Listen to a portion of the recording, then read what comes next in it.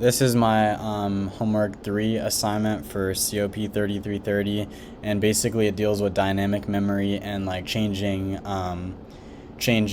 the grocery list, so like adding things to the cart, deleting, changing quantity, and stuff like that. So I'm gonna go ahead and check the program first before I explain everything. So I'm gonna compile, and this is on LinProg, by the way. Linking, and then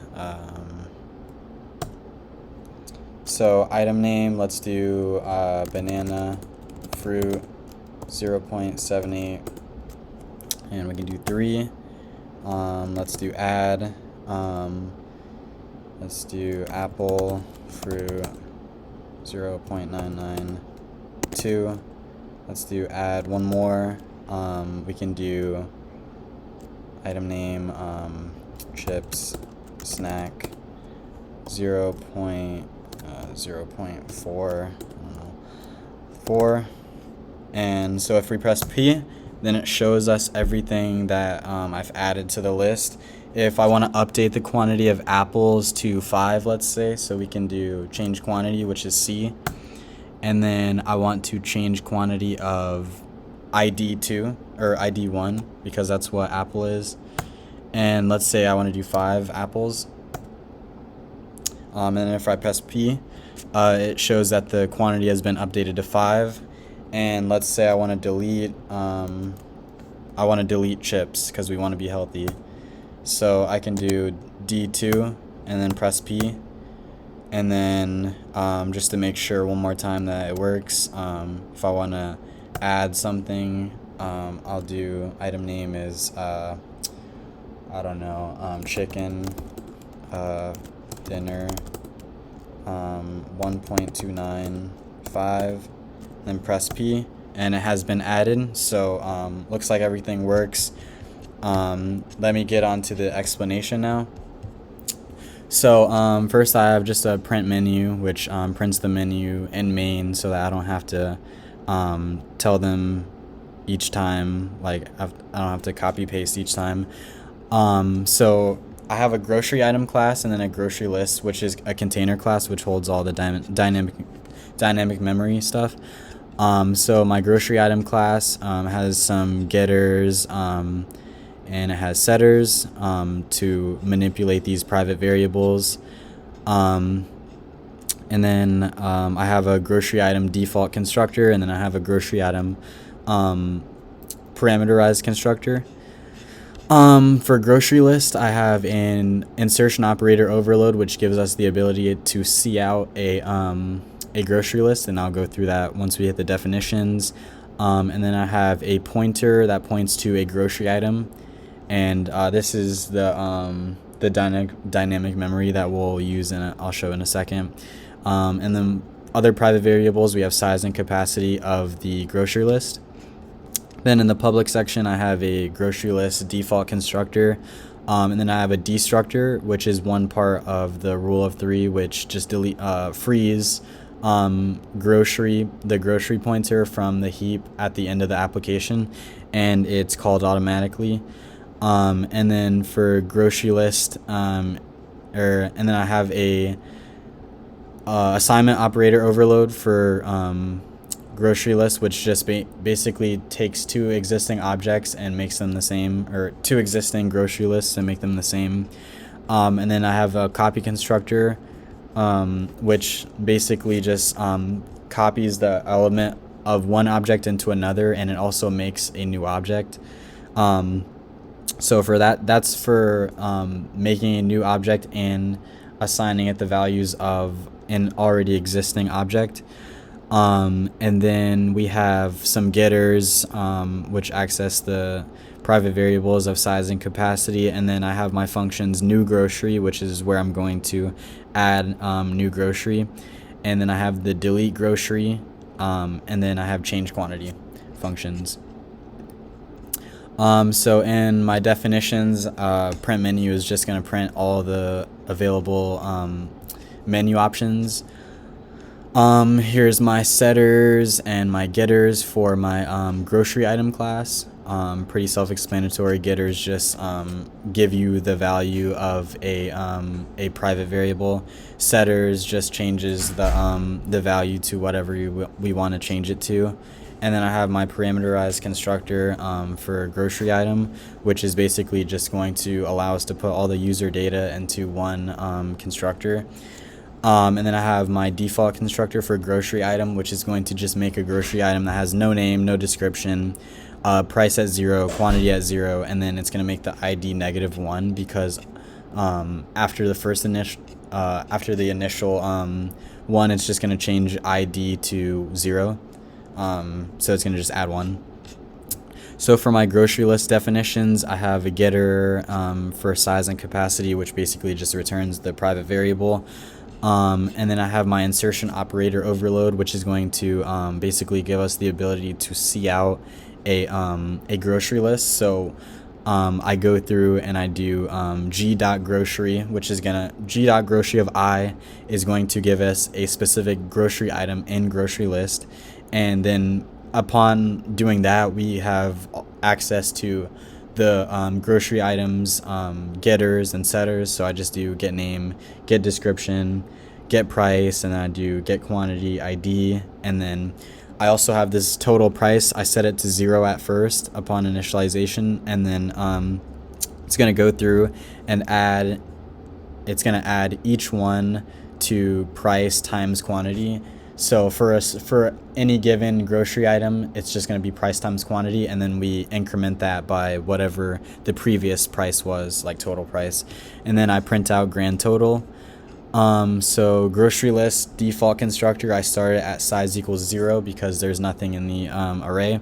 And then I give it a capacity of 5 things that we can hold.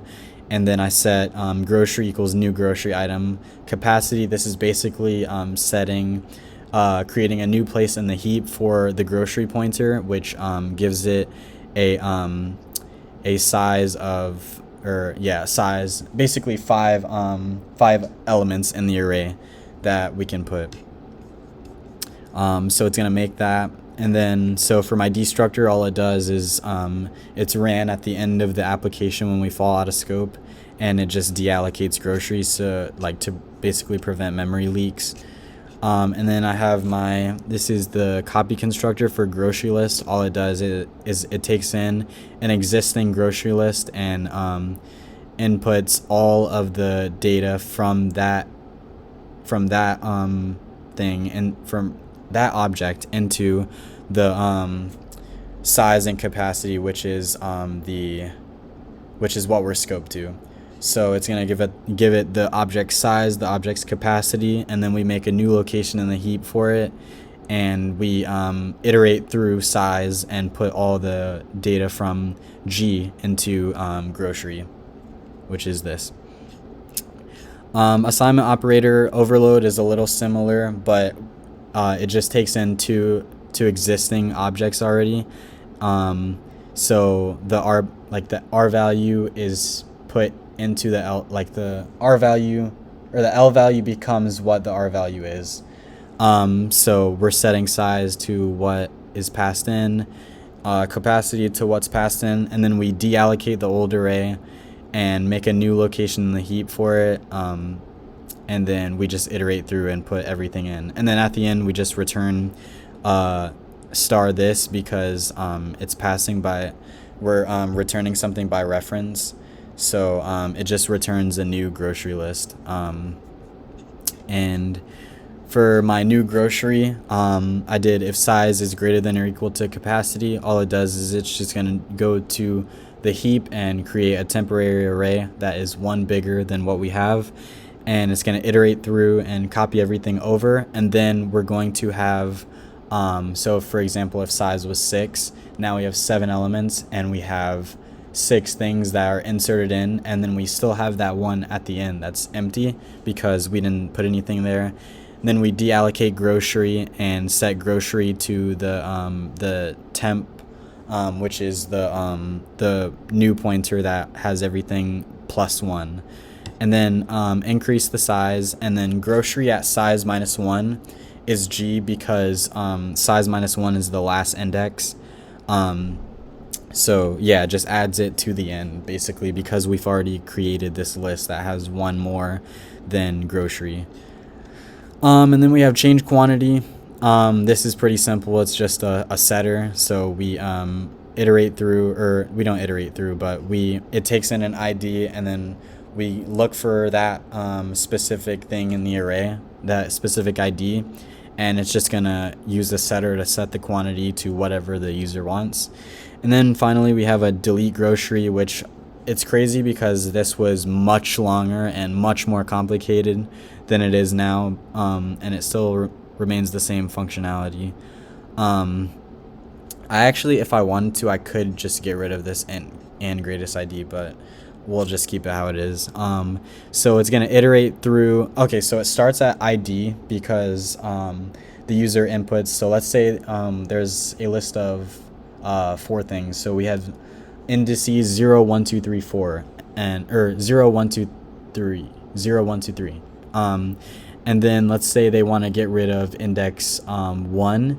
So basically it's going to start at 1 and make whatever is greater than that, and it puts it into that. So we put 3 into 2, 4 into 3, and then so on. And then we're going to have nothing left at the end, so we just decrease size. And also I have this to change the IDs, because I want the IDs to be, for example, 0, 1, 2, 3, as opposed to 0, 1, 3, 4, if that makes sense. So I just basically subtracted it from, I set it to whatever it is minus 1, because we want to shift it down. So then we have int main, pretty simple, just setting everything. So I have a greatest ID reference for ID because I wanted main to be able to communicate with deleting and adding, just to stay updated with what the greatest ID is. Looking back now, I probably could have just done size minus 1, but I was already like pretty in too deep, and I think I like overcomplicated this code a lot. So I'm gonna learn that, remember that for the future. So then we have a grocery list. It makes all these variables. And then we take in the user data, and we put it all into a parameterized constructor. Greatest ID plus 1, because remember it starts at -1. So the greatest ID for the first one is going to be 0. And then it actually it sets it to 0, because this right here is just it's not changing the value. Right here we're actually changing the actual value. So then we do g.newGrocery, which is G is a default constructor for grocery list, and we put I, which is this item, into this grocery list, and we pass in greatest ID by reference. Then it's going to print the menu, give them a choice again, and while it's not Q, because Q is quit, it'll keep running through this loop, and it's going to give them the options. So if they want to add something, it takes in a name, a description, price, quantity, puts it all into that parameterized constructor again, increments again, and then it's going to add the new grocery to it's going to call the new grocery function. And then if it's P, which is print, we're just going to see out G, and this is calling the insertion operator overload for the grocery list. Prints menu again, gives them a choice, and then if their choice is C, which is change quantity, it's just going to take in an index, and I make sure that the index is within bounds, just to make sure nothing funky goes on. And then I give them a choice for a quantity, and it's going to give them a quantity, and it's going to just pass in those values and into the function, and then change the quantity. And if it's not within the bounds, then it's an incorrect input, and then they have to give a new choice. And then lastly we have delete, which is D. It's going to give them it's going to prompt them with an ID, make sure that it's within bounds, because for delete we definitely do not want to try to access something that's not in the list because it'll segfault. And then if they don't, then it gives them incorrect input. Try again. And then if they don't type in any of those characters, then it's just going to give them incorrect input. And then I just see out G at the end, because if they press Q, it's going to exit this loop. And then one of the things on the programming assignment was to just make sure that once they quit, it'll give them the receipt. Also, just to make sure, I changed this. This was the only thing I changed from the explanation. And I made it to where instead of greatest ID minus minus down here, it only subtracts greatest ID if it calls the delete grocery function, just to make sure that if they example type in a random index that's like 100, it won't subtract greatest ID because that's not within bounds. So that was just a little fix. So that's pretty much it for my code, and thank you for listening.